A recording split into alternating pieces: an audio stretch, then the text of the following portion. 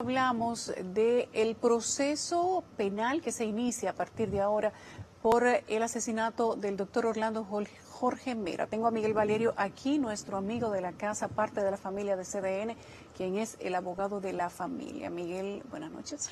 Buenas noches, Yulisa. Gracias por la invitación otra vez. Esta es tu casa.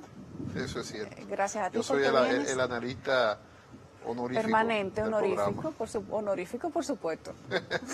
Pero amigo. Por supuesto. Cuéntame, Miguel, ¿cómo se va a iniciar este caso? ¿Qué has vivido hasta el momento? ¿Tienen ustedes todo ya para construir el expediente? ¿Cómo te ha caído esta opinión del abogado de la defensa que dice que a pesar de que lo haya matado no es culpable? Bueno, lo primero que te quiero decir que en el caso de Orlando Jorge era un amigo de muchos años, desde la universidad, incluso fue jurado de mi tesis de grado. Tesis, sí. Y siempre tuvimos una amistad muy certera. Luego yo, que he sido abogado de muchos abogados, fui abogado de él también y abogado de su oficina en algunos casos, con lo cual había una amistad que yo cuando vi lo que ocurrió, la verdad es que me entristecí, o sea, dije, ¿hasta dónde va a llegar esto? Y al señor al asesino, Miguel Cruz, yo no lo conocía, con lo cual no sé, ni siquiera lo había visto en el entorno, pero me dicen que era una persona cercana. Sobre lo que dicen los abogados de la defensa, están haciendo un trabajo. Evidentemente, la persona que tenemos experiencia en el mundo de lo penal, sabemos que en una defensa penal usted dice cualquier cosa, pero decir que no es culpable, como que no cuadra. O sea, incluso el proceso es un proceso penal que no es tan complejo, porque esta persona, lo primero era que tenía un móvil para hacer lo que hizo, que fue que le negaron una autorización en medio ambiente para exportar unas baterías que están prohibidas por tratados internacionales. O sea, se le negó por escrito. Eso es lo primero que hay que decir.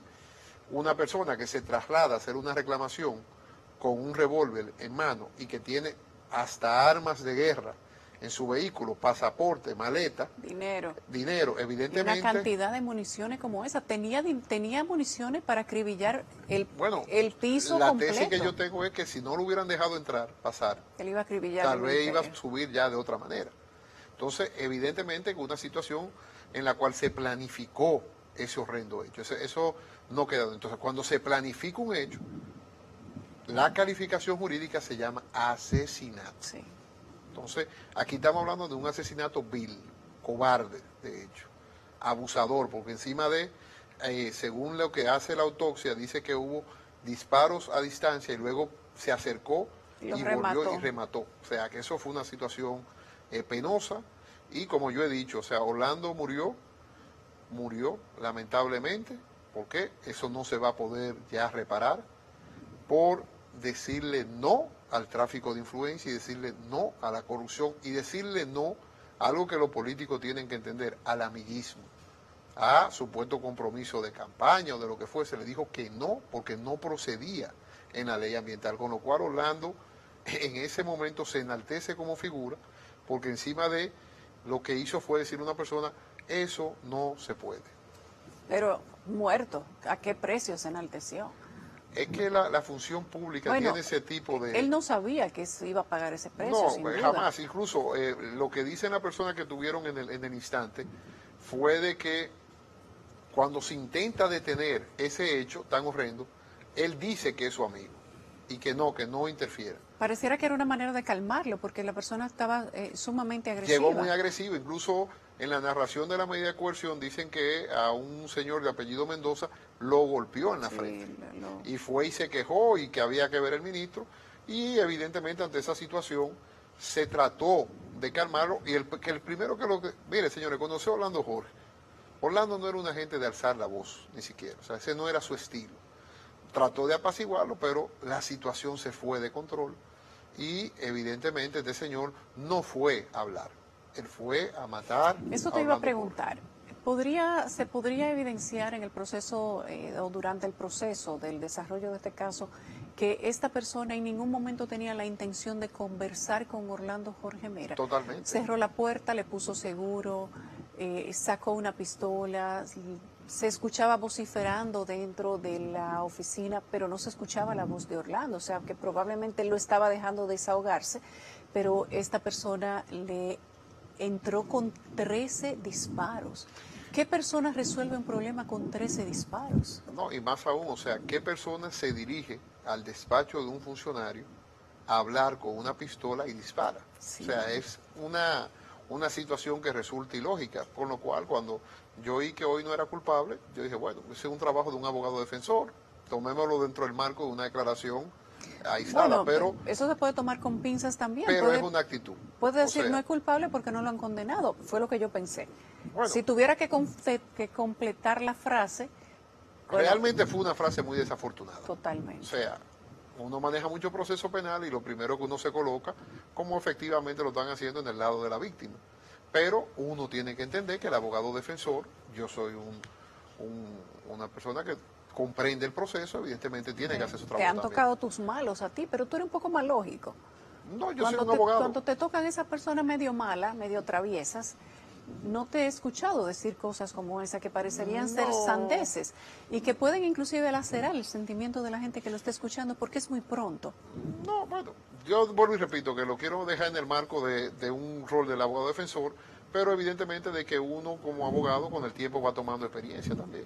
Miguel, la honorabilidad, la persona, la integridad de Orlando Jorge Mera, pareciera que por las cosas que ha dicho la defensa, que son mensajes que ya están públicos, están incluso colgados en la página de CDN, parecería que hay una especie de estrategia, de defensa, de hablar o imputar.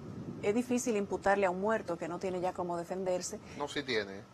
Bueno, tiene su abogado. Tiene su abogado y la familia. Pero hablar de la decirlo, honorabilidad de una persona, bueno, pero, tratar de matarlo 2 veces también es un poco como cuestionable. Mira, lo primero es que eso lo único que muestra es la catadura de personas que tenemos de frente y de hecho configura más el asesinato. O sea, eso fue calculado. Eso es lo que, esa es la impresión que da. Segundo, si hay algo que es cierto, es que él se le negó esa situación, si no, no estuviera peleando, si no, no hubiera ido al ministerio y si no, no hubiera ido con una pistola. O sea, es un hecho no controvertido. Ahora, evidentemente uno ha visto aquí casos, muchos, durante muchos años, que uno ha participado. Por ejemplo, yo me acuerdo el caso Llena Aibar, que yo empezaba mi carrera y trabajaba en aquel entonces con el bufete del señor Pereira. Bueno, yo fui muy jovencito a la audiencia de apelación, y evidentemente se decía cualquier cosa. Entonces, ya cuando una gente está detenida, imputada, hay que tomarlo eso como palabra de personas que intentan enlodar, ensuciar y justificar una conducta que nadie la va a creer, porque imagínese usted, o sea, ¿cómo usted dice que le niegan algo, que se traslada con una pistola y ejecuta un acto de barbarie como fue ese? O sea, ¿cómo usted justifica eso? Entonces, si lo hubieran complacido, seguro que no hubiera ocurrido eso. Entonces, son situaciones muy contradictorias. ¿Podemos hablar ya, Miguel? Es que todos los elementos son así, vuelvo y repito, nadie, si a él le hubieran concedido el permiso que solicitaba, hoy no hubiera pasado nada. Se hubiera violado la ley y se hubiera cometido... Habría pedido otro. Si le conseguían ese permiso, pedía se otro. le negaron varias cosas, no fue ese solo permiso. Entonces, evidentemente, él se traslada, y eso se nota, con enojo fríamente calculado y pensado para hacer eso. Es tanto así que nunca utilizaba chaqueta y se dio una chaqueta para poder ocultar la pistola. Y desgraciadamente comete su hecho, con evidentemente de que una persona que se traslada al ministerio y comete lo que hizo, no fue a una discusión. Él no fue a eso. Incluso la forma como lo mata, él se aseguró de darle muerte a Orlando Jorge. Podemos hablar que hubo saña. Podríamos decir que hubo saña. Sí, pero lamentablemente en el Código Penal, ya lo hemos hablado en otro programa, la saña no se encuentra tipificada. Entonces tiene que irse al asesinato, que es la premeditación, la planificación fría del hecho delictivo. Me refiero al hecho de dar tiros a distancia y tiros de cerca, que aún después de haberlo baleado se acerca y le da lo que nosotros le decimos tiros de gracia. El remate. Sí, el remate, para estar seguro que no quedó vivo. Como los crímenes de odio, que se identifican justamente porque la violencia no termina aún cuando se mata a la persona, sino que van y se acercan para estar seguros de que la persona ha quedado muerta. Incluso cuando los matan a golpe, los siguen golpeando después de muerto. No, eso denota la verdadera intención del matador. O sea, efectivamente él fue a matarlo porque él se aseguró de cometer ese hecho tan horrendo. El hecho de haberse entregado en una iglesia, ¿podría ser circunstancial? ¿Podría disminuir la calificación? ¿Podría decirse que tuvo un arrepentimiento, que tuvo en algún momento, actuó por un impulso que después se le fue? Hay una discusión generalizada en medios de comunicación respecto de qué significa haber salido de ahí y haberse ido para la iglesia. Ojo, tenemos que considerar que hay dos cosas. Se fue para la iglesia porque no pudo sacar el vehículo que estaba en el sótano encerrado porque cerraron el ministerio. Correcto. ¿O se fue para la iglesia porque sintió arrepentimiento?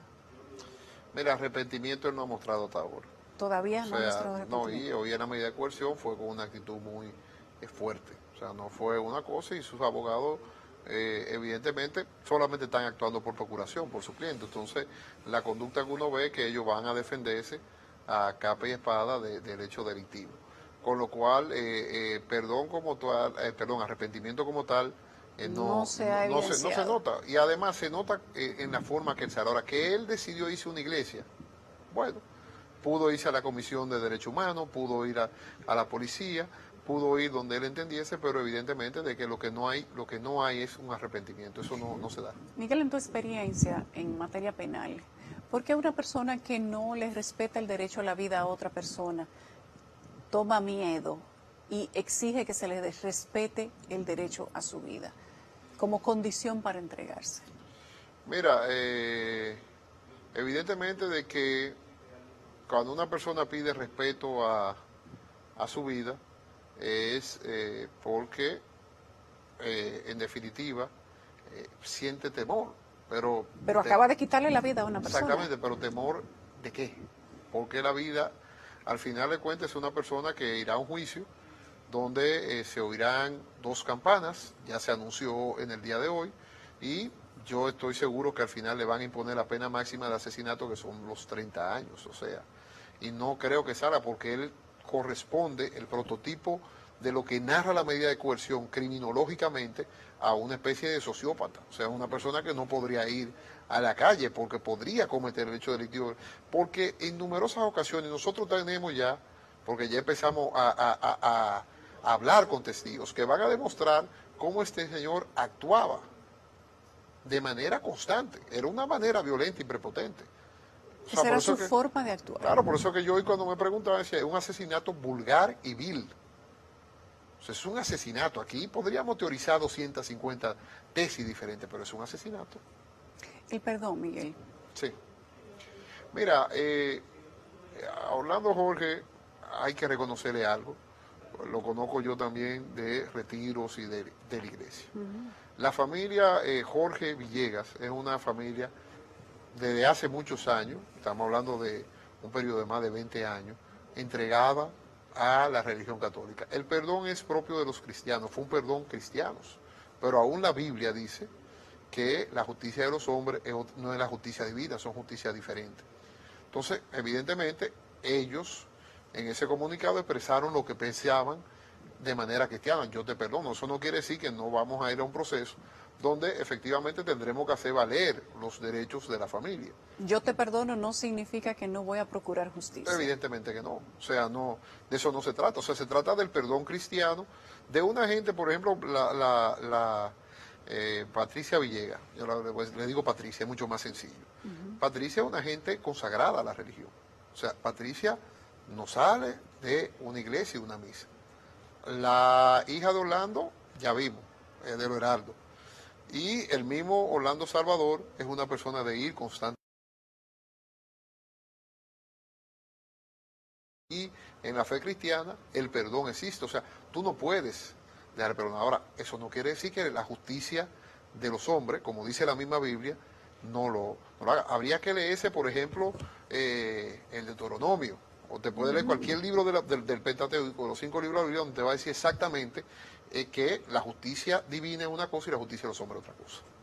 ¿Qué tú esperas en todo este proceso? Nosotros nos hemos hecho la pregunta a propósito de que la sociedad está un poco decepcionada con los últimos casos que se han evacuado desde los tribunales, casos que se tenían muchas pruebas, que fueron quizás muy contundentes en su momento, pero al final los imputados han sido descargados. Hoy alguien decía, ojalá que con Orlando Jorge y el caso de ese asesinato no pase lo que ha pasado con estos otros casos, porque sería una gran decepción. Mira, por lo que uno nota en la investigación del Ministerio Público, están tomando el rigor del lugar. Nosotros también tenemos medidas de investigación que vamos a proponer, porque nosotros tenemos como víctima el derecho a participar en el proceso, y evidentemente la participación no va a ser pasiva, va a ser proactiva. Vamos a revisar exactamente qué ocurrió. Desde la perspectiva de nosotros es muy sencillo: se le negó algo, se le dijo no a un acto de corrupción, se le dijo no a un acto de tráfico de influencia, y se le dijo que no a un amigo. Ese yo creo que es el gran mensaje desde el lado de la norma. Y adicionalmente, evidentemente, que se haga la justicia. La justicia tiene que realizarse materialmente en un proceso, no hay otra forma, en una vida civilizada, de procurar justicia. Entonces, evidentemente, aquí se le impondrá la pena máxima, no hay duda, pero también es importante que la gente lo entienda en sentido general. Cuando hay un proceso, siempre es bueno participar en el proceso. Y por eso es que la familia está tomando las pautas del lugar para ir al proceso de manera adecuada. Miguel, gracias. Siempre eres bienvenido en CDN. Tú eres un consultor honorífico de este canal. Gracias, Miguel Valerio. Suerte, porque la sociedad te mira con ojos de esperanza para que en este caso se haga justicia. Muchas gracias por el deseo.